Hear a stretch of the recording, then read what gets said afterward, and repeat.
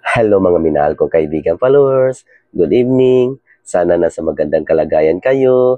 Nandito naman ako maungulit sa inyo. Magdasal tayo ha. Maraming salamat.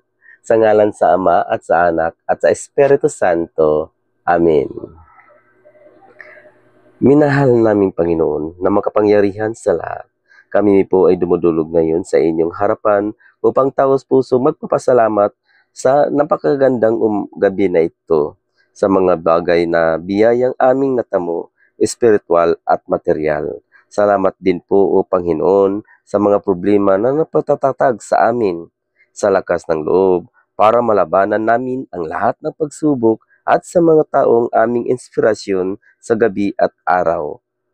At sa pagmahal mong walang katulad at sa pagmakamatay mo sa krus para sa aming mga kasalanan, lahat ng mga yan at marami pa buong buhay naming utang at papasalamat sa iyo, Panginoon.